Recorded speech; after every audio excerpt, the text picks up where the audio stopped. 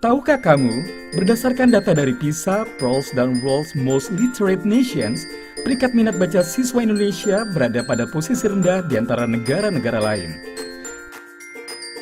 Bahkan UNESCO pada tahun 2012 melansir indeks tingkat membaca orang Indonesia hanya 0,001. Itu artinya, dari 1.000 penduduk, hanya 1 orang yang mau membaca buku dengan serius. Melihat fakta tersebut, Kementerian Pendidikan dan Kebudayaan menerbitkan Permendikbud nomor 23 tahun 2015 tentang penumbuhan budi pekerti. Salah satu poin penting dalam peraturan tersebut adalah mewajibkan sekolah menyelenggarakan program 15 menit membaca buku non-teks pelajaran sebelum hari pembelajaran dimulai. Diharapkan melalui kegiatan ini, siswa terbiasa membaca buku setiap hari dan terbentuk budaya baca di sekolah. Lalu, apa saja yang bisa dilakukan dalam program 15 menit membaca buku non-teks pelajaran sebelum hari pembelajaran dimulai? Pertama, membaca nyaring. Dalam metode ini, guru membacakan buku kepada siswa dengan suara nyaring. Siswa mendengarkan dan menyimak dengan seksama. Yang perlu diperhatikan, guru selalu menjaga interaksi dengan siswa. Bisa saja saat dan setelah pembacaan buku, guru dan siswa berdiskusi mengenai isi buku.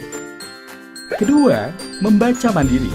Ketika waktu 15 menit membaca tiba, siswa dipersilakan memilih dan membaca buku yang disukainya.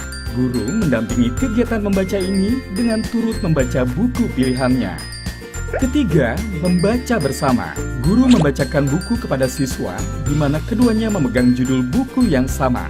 Guru membaca dan siswa menyimak dengan seksama. Pada siswa dalam jumlah besar, guru dapat menggunakan buku besar atau big book. Keempat, membaca terpandu. Dalam metode ini, guru membuat kelompok membaca. Tiap kelompok terdiri dari 4-6 siswa. Guru memandu siswa membaca bacaan yang sama. Guru juga dapat meminta siswa membaca secara bergantian. Setelah kegiatan membaca bersama selesai, guru mengajak siswa mendiskusikan bahan bacaan. Ada beberapa hal yang perlu diperhatikan dalam kegiatan membaca. Buku yang digunakan adalah buku bacaan selain buku pelajaran. Siswa diperkenankan untuk membawa buku dari rumah. Kegiatan membaca berfokus pada sikap peserta didik dan bersifat memotivasi mereka. Kegiatan berlangsung dalam kondisi yang menyenangkan. Guru menjadi teladan membaca bagi siswa, sehingga guru turut membaca saat siswa membaca. Hal-hal yang biasa didiskusikan setelah membaca. Topik atau tema cerita, tokoh cerita, alur cerita, pesan cerita, pengembangan cerita. Agar tercipta budaya membaca, lingkungan sekolah harus kondusif bagi kegiatan membaca siswa, yaitu mendekatkan mereka pada buku dimanapun berada. Sudut baca, lokasi berada di bagian belakang kelas, menyediakan buku-buku fiksi dan non-fiksi, dihiasi poster kampanye membaca, dapat diperkaya oleh buku yang dibawa siswa, dapat berupa bacaan koleksi perpustakaan yang dirotasi secara bergilir. Pojok literasi dapat dibuat di kebun, halaman, kantin, koridor, area tunggu orang tua, serta area lain yang nyaman dan mudah dijangkau siswa. Dibuat aman dan menyenangkan dengan meja, kursi, dan atap. Koleksi buku dapat disimpan di rak beroda agar dapat dipindah-pindah dengan leluasa.